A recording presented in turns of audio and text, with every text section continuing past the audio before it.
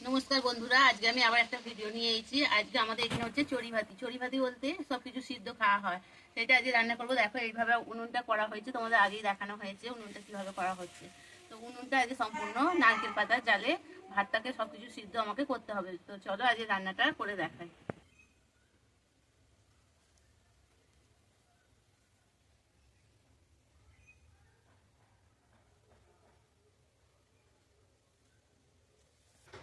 দেখো বন্ধুরা, এখানে আমি লাউ শাক নিয়ে নিয়েছি। লাউ শাকটাকে আমি কাটবো। বেগুন, মূলো, আলু, ডাল আর সিম নিয়ে নিয়েছি। এগুলো আমি সব ভাতে দেবো, তার জন্য এগুলো আগে রেডি করে নিই আমি। এর মধ্যে আমি শাকটা আর সিমটা একসাথে সিদ্ধ করে নেব।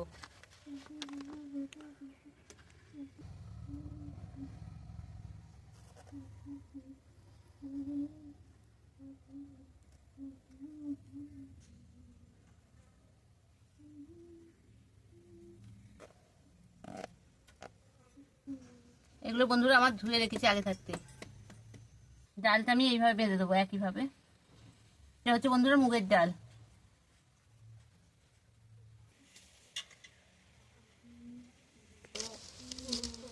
উনুনটা আমি ধরিয়ে দেবো।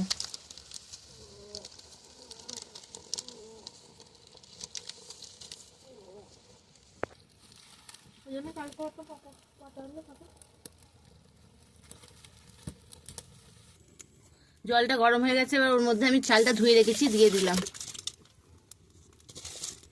দেখো বন্ধুরা, যে আমার খুন্তি এই দিয়েই নাড়তে হয় ভাতটা।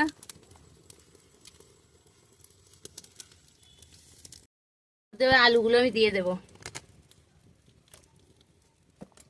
মূলোটা, বেগুনটা, ডালটাও দিয়ে দিচ্ছি এর মধ্যে। এবার মাকুসা, এটা মাকুসা কেন আসে না?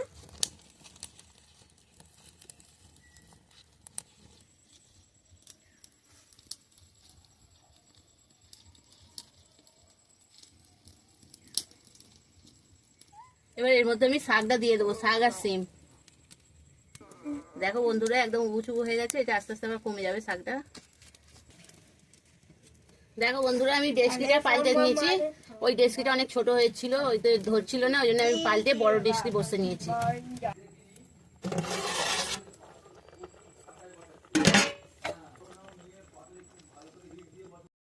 দেখো বন্ধুরা, ভাতটা আমার হয়ে গেছে। আমি এবার নামিয়ে ফেলবো ভাতটা।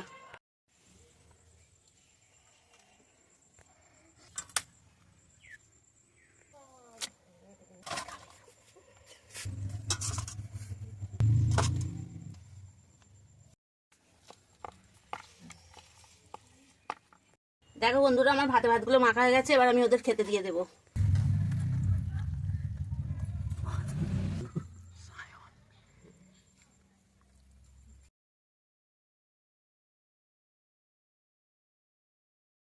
দেখো বন্ধুরা, একে একে আমি খেতে দিয়ে দিচ্ছি।